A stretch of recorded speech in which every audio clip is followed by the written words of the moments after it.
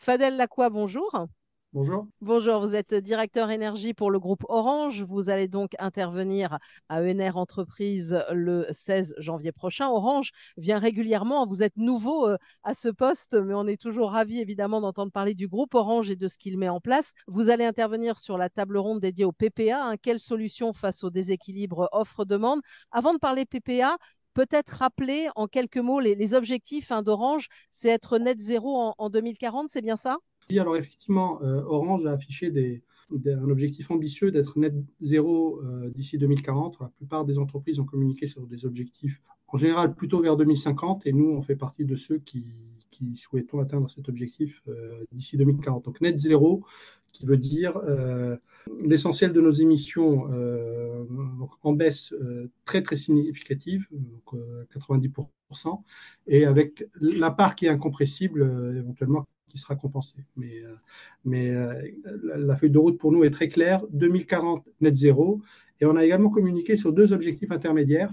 Le premier qui est, approche à grands pas 2025, où on souhaite réduire nos émissions sur les scopes 1 et 2, donc les émissions directes et celles liées aux achats d'électricité, de 30% par rapport à l'année de référence 2015.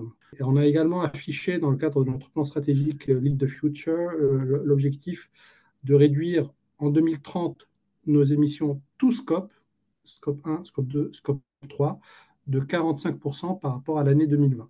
Donc évidemment, dans ce cadre-là, les PPA ont tout leur rôle à jouer. On a suivi un peu régulièrement, hein, comment parfois il y avait des attentes, peut-être pas nécessairement une offre qui était au rendez-vous. Visiblement, les choses ont changé. Vous avancez, hein, beaucoup sur ce sujet des PPA. Alors, sans tout dévoiler, parce que vous allez aussi le dire sur scène, peut-être quelques mots justement sur ce que vous apportent ces PPA. Alors, effectivement, on a progressé, on a communiqué sur le fait qu'on a signé quelques PPA sur notre footprint en France et en Europe. En particulier, alors les PPA nous apportent déjà une énergie décarbonée. Et puis, deuxième point, en particulier en fonction de la façon dont ils sont structurés, ces PPA nous apportent une visibilité sur le prix et un accès à une énergie décarbonée sur une durée longue. On parle de plus de 5 ans, 10 ans, 15 ans. Donc décarbonation et puis visibilité sur les prix et sur des volumes. Donc, évidemment, toujours plus d'ambition en la matière, puisque ça fonctionne plutôt bien. En tout cas, on est vraiment ravis. Effectivement, il y a quelques années, on avait du mal à en trouver des PPA. Ça évolue dans le bon sens. Donc, il y a une offre.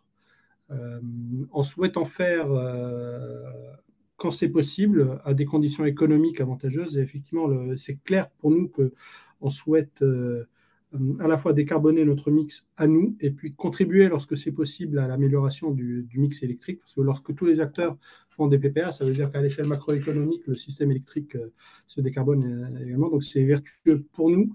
En tout cas, c'est comme ça qu'on le voit. Et on souhaite également que cette démarche, lorsqu'elle se généralise, soit vertueuse pour les systèmes électriques dans les pays dans lesquels on opère.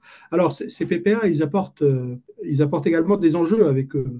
Voilà, l'énergie sous-jacente peut être intermittente. Donc, il y a une complexité à gérer ces PPA. Et plus on en fait, plus effectivement on voit la complexité. Et c'est la façon dont ces PPA sont structurés. On peut parler de PPA physique, de PPA virtuel, de PPA, alors, pardon, pour le jargon Pay as Produced, où en fait on récupère ce qui est produit et puis quand il y a pas assez de LR, ben on en a moins, mais ce genre de choses peuvent éventuellement se gérer. Euh, donc il y a des enjeux liés au PPA et je serais ravi d'en parler également dans le cadre de la conférence.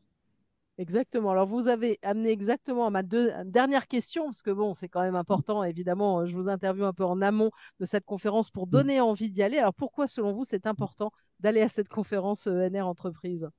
Alors, moi, je crois déjà que c'est un point de rencontre passionnant entre les principaux acteurs, parties prenantes, les pouvoirs publics, les producteurs et puis les consommateurs comme nous. Donc, c'est vraiment une occasion unique d'interagir dans le cadre de cette conférence et de parler de sujets importants. Et s'agissant des PPA, je crois que c'est d'autant plus important d'en parler là parce que la conférence intervient dans un contexte particulièrement intéressant et évolutif.